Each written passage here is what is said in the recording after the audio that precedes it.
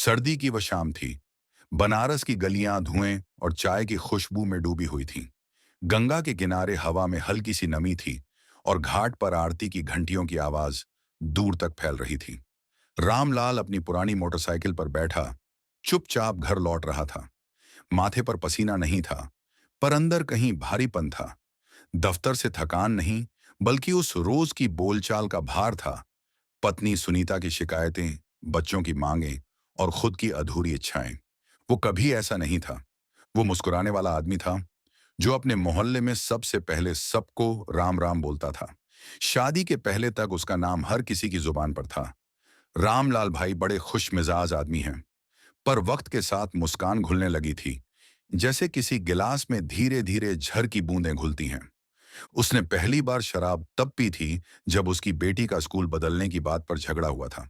सुनीता ने कहा था, तुम्हारे पास तो सिर्फ बहाने हैं, कभी सोचा है बच्ची का भविष्य? और उसने बस गुस्से में दरवाजा पटक दिया था। बाहर बारिश हो रही थी और वो सड़क किनारे एक चाय वाले के ढाबे पर जा बैठा था। वहां उसके साथ दफ्तर का साथी रघु था। रघु ने कहा था, थोड़ा पी ले भाई, सब भूल जाएगा। बस वहीं से वो थोड़ा शुरू हुआ था। सुनीता पहले उस पर बहुत गर्व करती थी। उसकी आंखों में भरोसा झलकता था। वो कहती थी, मुझे तो बस तुम चाहिए, बाकी सब तो भगवान देगा। वो दिन अब बहुत पीछे छूट चुके थे। अब घर में उसका आना एक घटना बन गया था। देखो, आ गए जनाब, अब बोलो, किस मूड में हैं आज? और वो मुस्कुरा देता था, पर अंदर कोई मुस्कान नहीं होती थी। मोहल्ले में सब जानने लगे थे कि रामलाल अब रोज शाम को भूलने निकलता है। कभी कभी कोई पूछ भी लेता, अरे भाई सब ठीक है ना? वो कहता, बस थोड़ा काम का टेंशन है। पर कोई नहीं जानता था कि टेंशन नहीं, खालीपन है जो उसे पीने पर मजबूर करता है। घर लौटते वक्त वो अक्सर गेट के बाहर खड़ा रह जाता था, जैसे सोचता हो, अंदर जाऊं या नहीं। सुनीता बच्चों के साथ खाना खा चुकी होती और वो अकेले बैठकर थाली में 2 रोटी और अचार डाल देता। उसका बेटा अर्जुन अब 10 साल का हो गया था। पहले जब पापा आते थे, वो भागकर गोद में चढ़ जाता था। अब वो दरवाजे की दरार से देखता और फिर कमरे में जाकर किताब खोल लेता। बेटी पूजा बस 5 साल की थी। वो अभी भी पापा के पास आती थी, लेकिन अब उसकी माँ की आवाज बीच में आ जाती थी, पूजा, वहां मत जा, बदबू आती है। उसके कानों में वो शब्द ऐसे घुलते जैसे किसी ने चुपचाप आत्मसम्मान पर नमक छिड़क दिया हो। रातों को वो बिस्तर पर लेटकर छत देखता था। वो सोचता, मैं गलत तो नहीं हूं, मैं तो बस सुकून चाहता हूं। पर सुकून कभी नहीं आता था। हर पैक के साथ वो सुकून के करीब नहीं, बल्कि सच्चाई से दूर जा रहा था। कभी कभी उसे अपनी ही हंसी से डर लगता था। वो आईने में खुद को देखता और फुसफुसाता, तू अब वही रामलाल नहीं रहा। एक रात सुनीता ने कहा, मैं तुम्हें रोकना नहीं चाहती, बस इतना चाहती हूं कि बच्चों के सामने मत आना उस हालत में। वो कुछ नहीं बोला, बस खिड़की से बाहर देखा, जहां मोहल्ले के बिजली के खंभे पर बल्ब टिमटिमा रहा था। उस टिमटिमाती रोशनी में उसे अपना रिश्ता भी वैसा ही लगा। चल रहा है, पर बुझने के कगार पर है। अगली शाम जब वो ढाबे पहुंचा तो रघु ने पूछा, भाई, इतना क्यों सोचता है? जिंदगी छोटी है, मजे ले। वो बोला, मजा तो तब है जब घर में बच्चे हंसे, पत्नी मुस्कुराए, यहां बोतल मुस्कुरा रही है, घर नहीं। रघु हंसा, तू फिलोसोफर हो गया है। उसने पहली बार बोतल को देखते हुए कहा, नहीं रघु, मैं बस ये जानना चाहता हूं कि ये पीने से क्या भूलता हूं, दर्द या जिंदगी? वो सवाल वहीं अधूरा रह गया। अब ये उसकी जिंदगी का हिस्सा बन चुकी थी। शाम को 6 बजते ही घड़ी की टिक टिक उसके सीने में उतर जाती थी। दफ्तर की फाइलें बंद होती तो दिमाग खुल जाता था, बस आज थोड़ा पी लूं, कल से नहीं। हर दिन वो यही कहता था और हर दिन वही झूठ पीता था। अब रघु नहीं था साथ। अब उसे किसी की जरूरत भी नहीं थी, बस उस बोतल की थी, जो उसे बोलने नहीं, बल्कि भूलने देती थी। सुनीता अब बहस नहीं करती थी। उसने सीखा लिया था, जब आदमी सुनना छोड़ दे तो औरत बोलना छोड़ देती है। वो बस चुप रहती, बच्चों के साथ बैठकर होमवर्क करती, और जब रामलाल लड़खड़ाते कदमों से घर आता तो बस दरवाजा धीरे से खोल देती, बिना कुछ बोले। पहले वो पूछती थी, खाना खाओगे? अब वो कहती थी, रोटी चूल्हे पर रख दी है, खुद ले लेना। रामलाल हर रात वही रोटी खाता, पर उसमें स्वाद नहीं था, जैसे जिंदगी में अब कुछ बचा ही नहीं। मोहल्ले में बातें फैलने लगीं, रामलाल तो अब रोज पीता है। सुनीता का क्या हाल है बेचारी का। बच्चे तो उससे बात भी नहीं करते। वो बातें दीवारों के पार जाकर उसके कानों तक पहुंचती थीं, पर उसने अब परवाह करना छोड़ दिया था। वो कहता, लोग क्या जाने मेरे दर्द को। पर सच ये था कि दर्द अब बहाना बन गया था और शराब उसकी शरण स्थली। एक रात पूजा ने मासूमियत से पूछा, पापा, आप हर दिन वो दवा क्यों पीते हो जिससे मम्मी रोती हैं? रामलाल के हाथ में गिलास ठहर गया। उसने बेटी की ओर देखा, फिर गिलास की ओर, और बोला, ये दवा नहीं, हिम्मत है। पूजा बोली, फिर मम्मी को क्यों नहीं देते? वो भी तो बहुत हिम्मत वाली हैं। उस पल कुछ टूट गया था भीतर। वो गिलास नहीं गिरा, पर उसके अंदर का पिता गिर गया। अब वो सुबह भी छिपकर पीने लगा था। पहले तो बहाना था, आज थोड़ा टेंशन है। फिर बहाना बना, आज बिना पिए नींद नहीं आती। और फिर एक दिन कोई बहाना बचा ही नहीं। उसके कपड़ों में बदबू बस गई थी। सुनीता अब उसकी शर्ट धोते वक्त आंसू पोंछती थी, जैसे शराब का धब्बा मिटाने की कोशिश कर रही हो। पर वो धब्बा अब सिर्फ कपड़े पर नहीं था, रिश्ते पर था। ऑफिस में उसकी परफॉर्मेंस गिरने लगी। एक दिन बॉस ने बुलाया, रामलाल, क्या हो गया है तुम्हें? रिपोर्ट्स गलत हैं, देर से आते हो, बातों में ध्यान नहीं रहता। वो चुप रहा। बॉस बोला, तुम मेहनती थे, अब बस बहाने लाते हो। उसने कहा, सर, बस थोड़ा घर का झंझट है। बॉस ने ठंडी सांस भरी। घर तो हर किसी का होता है रामलाल, लेकिन तुम घर को पी रहे हो। उस दिन दफ्तर से निकलते वक्त उसके हाथ कांप रहे थे, पर बोतल फिर भी नहीं कांपी। दिवाली थी, पूरे मोहल्ले में रोशनी थी, पर उनके घर के आंगन में अंधेरा। सुनीता ने दीपक जलाया, पूजा ने रंगोली बनाई, अर्जुन ने दीवारों पर लाइट लगाई। रामलाल ने सोचा, आज नहीं पीऊंगा। पर जब बाहर पटाखे फूटे तो उसके अंदर कुछ और फूट गया। वो बोला, लाइट तो बाहर है, अंदर का अंधेरा कौन मिटाएगा? और फिर वो फिर से चला गया उस ढाबे की ओर, जहां सब भूलने वाले बैठते थे। रात को जब लौटा तो दीपक बुझ चुके थे और दरवाजा बंद था। वो बाहर बैठ गया, ठंडी हवा में, बोतल हाथ में लिए। उसे लगा, आज शराब ने नहीं, उसने खुद को पी लिया है।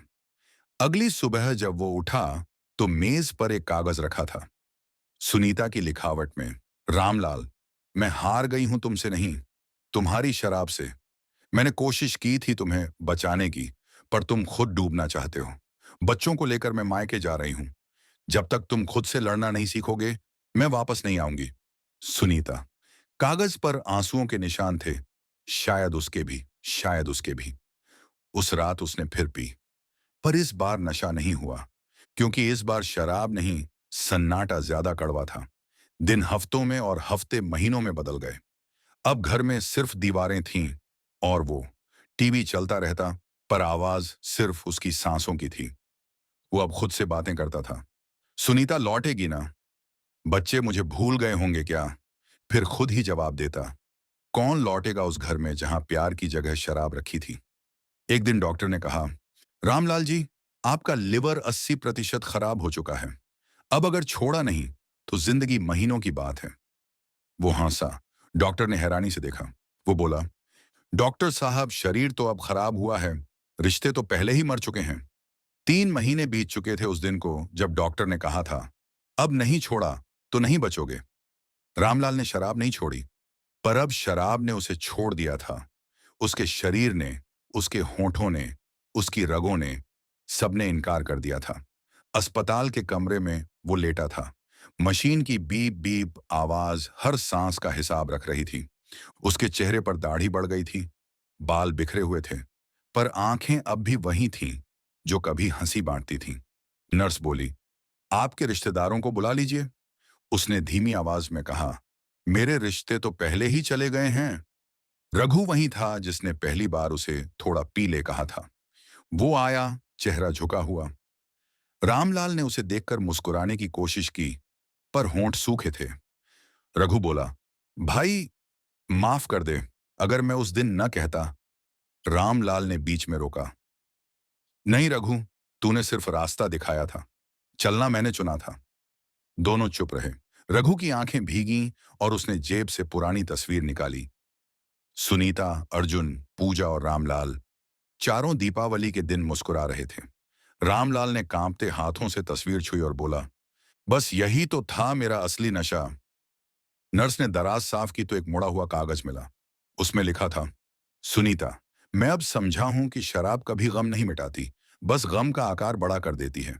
तू सही थी, मैं खुद को नहीं सबको खो रहा था। बच्चों को कहना, पापा अब भी तुमसे प्यार करते हैं, बस देर से समझे। नीचे हस्ताक्षर नहीं था, क्योंकि शायद वो जानता था कि माफी की कोई स्याही इतनी गहरी नहीं होती। डॉक्टर ने कहा, अब ज्यादा दिन नहीं हैं, अगर घर जाना चाहते हो तो जा सकते हैं। उसने हाँ कहा। रघु ने उसे घर पहुंचाया। वो अब बहुत कमजोर था, लेकिन उसकी आंखों में एक ही बात थी, घर देख लूं आखिरी बार। दरवाजे पर वही पुराना नेम प्लेट था, रामलाल शर्मा, परिवार सहित। अब परिवार सहित शब्द जैसे मजाक कर रहे थे। वो आंगन में पहुंचा, दीवारों को छुआ, बच्चों के पुराने खिलौने उठाए और खिड़की के पास बैठ गया। धूप की एक किरण उसके चेहरे पर पड़ी और वो मुस्कुरा उठा, बहुत धीमे, बहुत थके हुए। शाम को दरवाजा धीरे से खुला। सुनीता थी, उसके साथ अर्जुन और पूजा। रामलाल की आंखों में चमक आ गई। सुनीता, वो बोली नहीं, बस उसके पास आई और तकिए के नीचे हाथ रखा। उसने पुराना पत्र निकाला, वही जो वो मायके जाते समय छोड़ गई थी। वो बोली, तुम्हारा पत्र मिला मुझे, देर हुई पर मैं आई हूं। पूजा उसके सीने से लगी। पापा अब मत पीना प्लीज। रामलाल की आंखों से आंसू निकल आए। उसने बेटी के सिर पर हाथ रखा और फुसफुसाया, अब कुछ भी नहीं पीऊंगा, अब तो बस तुम्हारी यादें ही काफी हैं। रात गहराई थी। सुनीता उसके पास बैठी थी। वो बोली, कुछ चाहिए? वो बोला, बस एक बात। कौन सी? जब मैं चला जाऊं तो बच्चों को मत कहना कि मैं शराब से मरा हूं। कहना, मैं तुम्हारे लिए जीते जी सीख गया कि रिश्ता टूटे उससे पहले इंसान संभल जाए। सुनीता की आंखों से आंसू टपके। वो बोली, तुम संभल गए हो रामलाल, बस वक्त ने देर कर दी। सुबह जब धूप कमरे में आई, रामलाल अब सो चुका था, हमेशा के लिए। चेहरे पर हल्की मुस्कान थी, हाथ में वही पुरानी तस्वीर, चारों मुस्कुराते हुए। सुनीता ने धीमे से कहा, आज फिर से हमारा घर मुस्कुराया है, बस तू नहीं है। लोग कह रहे थे, बेचारा शराब से मर गया। पर सुनीता ने धीरे से जवाब दिया, नहीं, वो शराब से नहीं, रिश्तों की याद में जीते जी पिघल गया था। रामलाल की मौत के बाद रघु ने उसके कमरे से एक पुरानी डायरी पाई। उसमें लिखा था, अगर कोई पूछे कि शराब से पहले क्या खराब होता है तो कहना, शरीर नहीं, रिश्ते। क्योंकि शरीर तो मरने के बाद जलता है, रिश्ते तो जीते जी राख हो जाते हैं। रघु ने वो डायरी पूजा को दी। वो पढ़ती रही और अंत में लिखे शब्दों को देखकर बोली, पापा अब भी हमें सिखा रहे हैं। और कमरे में एक हल्की हवा चली, जैसे कोई मुस्कुरा रहा हो। समय बीत चुका था। रामलाल के जाने को अब 3 साल हो गए थे। घर अब पहले जैसा नहीं था। दीवारें फिर रंगी थीं, आंगन में पौधे लगे थे, लेकिन एक कोना अब भी उसके बिना अधूरा था। सुनीता अब स्कूल में पढ़ाने लगी थी। वो बच्चों को सिखाती थी, गलती कभी शर्म की नहीं, समझ की बात होती है। हर शाम वो खिड़की के पास बैठती थी, जहां रामलाल आखिरी बार बैठा था। वहीं पूजा और अर्जुन अपने होमवर्क करते थे। पूजा अब 8वीं कक्षा में थी। स्कूल में सोशल अवेयरनेस ड्रामा का विषय मिला, नशा, एक बर्बादी की कहानी। पूजा ने मुस्कुराकर कहा, मैं तो अपने पापा की कहानी सुनाऊंगी। शिक्षिका ने पूछा, कौन सी कहानी? वो बोली, एक ऐसे पापा की कहानी जो देर से समझे कि शराब से पहले रिश्ते मरते हैं।